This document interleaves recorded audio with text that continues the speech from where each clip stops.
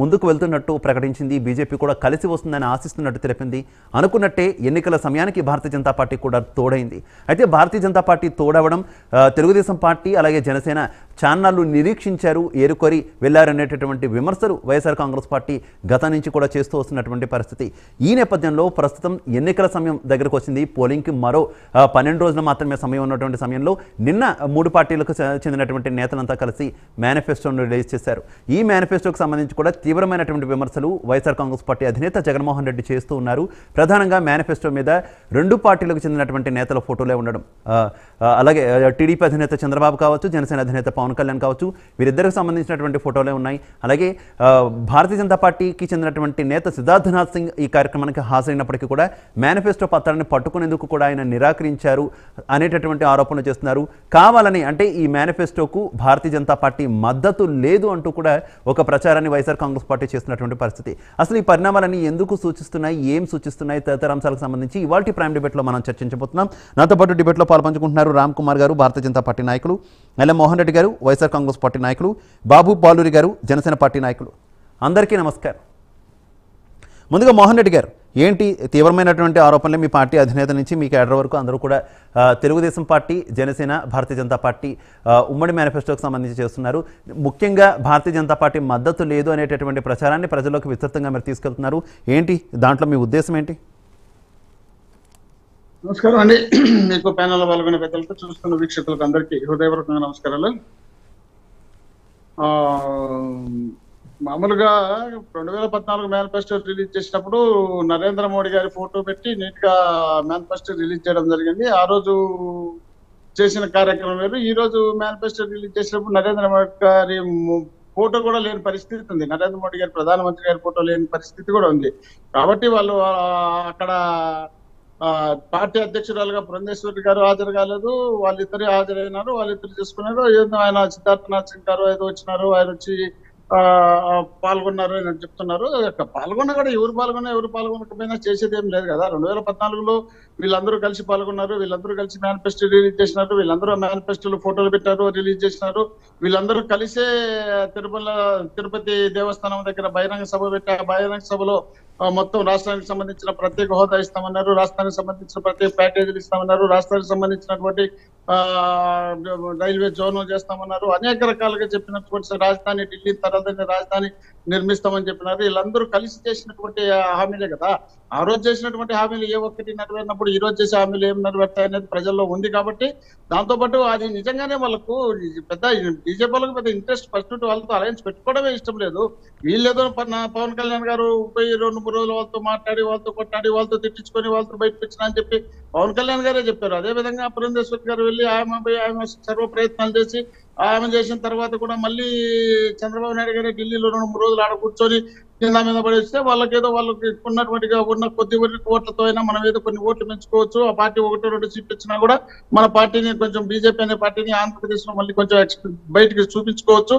అది పూర్తి స్థాయిలో అట్టడుగున పడిపోయింది. మనం 10 సంవత్సరాల దేశంలో ప్రధానిగా ఉన్నా కూడా ఆంధ్రప్రదేశ్ లో 0.8% లోనే మనం ఉంటే మన పరిస్థితి ఏంటనే ఆలోచనలో భాగంగా వాళ్ళు అలయన్స్ పెట్టుకోవాల్సి వచ్చి పెట్టుకున్నారు. కానీ తెలుగుదేశం పార్టీతో అలయన్స్ పెట్టుకోవాలనే ఉద్దేశం కేంద్రంలో ఉన్నటువంటి బీజేపీకి ఏమాత్రం లేదు. ఆంధ్రప్రదేశ్ లో ఉన్న బీజేపీ క్యాడరు, బీజేపీ లీడరు వీళ్ళు ఎందుకంటే ఇంకా మనం ఇట్టే ఉంటే మన పార్టీకి మనుగడ ఉండదు, మన నాయకత్వం బయటికి కనపడదు.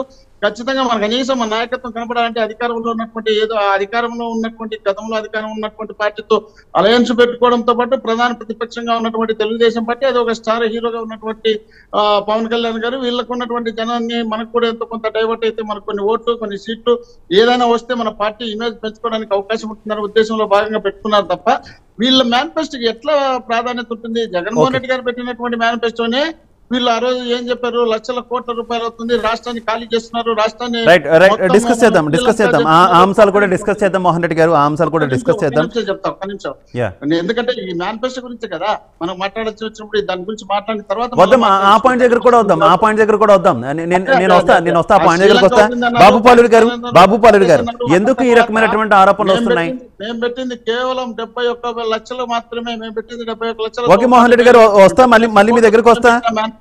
మళ్ళీ మీ దగ్గరకు వస్తా అన్ని అంశాలు డిస్కస్ చేద్దాం మోహన్ రెడ్డి గారు. రైట్ బాబు పాలూరి గారు ఎందుకు ఈ రకమైనటువంటి ఆరోపణలు వస్తున్నాయి? మీరు భారతీయ జనతా పార్టీతో కలిసినప్పటి నుంచి కూడా తీవ్రమైనటువంటి ఆరోపణలు వస్తున్నాయి. భారతీయ జనతా పార్టీకి ఇష్టం లేకుండా ఈ రెండు పార్టీలు వెళ్ళి కలిసాయి, భారతీయ జనతా పార్టీని బలవంతంగా ఒప్పించారు. ఇన్ఫాక్ట్ మీ పార్టీ అధినేత కూడా అన్నారు, కేంద్ర పెద్దలను ఒప్పించడానికి నేను చేవాట్లు కూడా పడాల్సి వచ్చిందన్నారు, త్యాగాలు చేశామన్నారు. ఇంత త్యాగాలు చేసి ఒక పక్క మీ పార్టీ అధినేత చెప్పినట్టు తిట్లు కూడా తిని ఇంత చేసినా కూడా భారతీయ జనతా పార్టీ సఖ్యతగా లేదు అనేటటువంటి విమర్శలు ఆరోపణలు వస్తున్నాయి కదా. అసలు ఏం జరుగుతుంది మూడు పార్టీల మధ్య? మీ ఆడియో మ్యూట్ లో ఉంది బాబు పాలూరి గారు. వినిపిస్తుంది సార్? ఇప్పుడు క్లియర్. ప్యానెల్లో ఉన్న సభ్యులకి అలాగే ప్రైమ్ లైన్ వీక్షిస్తున్న ప్రేక్షకులందరికీ కూడా గుడ్ ఈవినింగ్ సార్. ఇప్పుడు ఆయన మాటల్లోనే చెప్పారు ప్రభుత్వంలో ఉన్న పార్టీతో పొత్తు పెట్టుకుంటే బాగుంటుందని బీజేపీ వాళ్ళు ఆలోచించారని చెప్పి. అంటే చెప్పకనే చెప్తున్నారు ప్రభుత్వంలోకి రాబోతుంది కూటమి, సంకీర్ణ ప్రభుత్వం రాబోతుంది అని చెప్పి. అయితే ఇప్పుడు ఈయన కొన్ని అంశాలు లేవనెత్తారు. పవన్ కళ్యాణ్ మీరు కూడా అడిగారు క్వశ్చన్.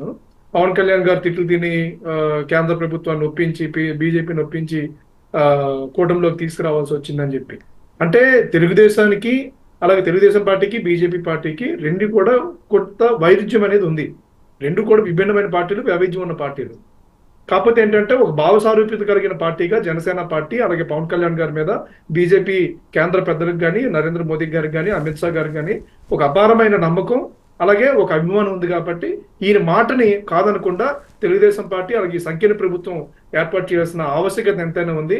వైఎస్ జగన్మోహన్ రెడ్డి అరాచక పరిపాలన అంతమొందించాలంటే మూడు పార్టీలు కలిసి పోటీ చేయాల్సిన అవసరం ఉంది. అలాగే రాష్ట్ర భవిష్యత్తు కోసం కేంద్ర సహకారం ఎంతైనా అవసరం ఉంది అని గుర్తించి పవన్ కళ్యాణ్ గారు ఈ విషయం మీద ఎక్కువ చొరవ తీసుకొని చేశారు. బీజేపీ అనే పార్టీ చిన్న పార్టీ కాదు, వాళ్ళు చిన్నపిల్లలు కాదు, వాళ్ళని బలవంతంగా ఒప్పించి లేకపోతే ఇంకోటి కాదు.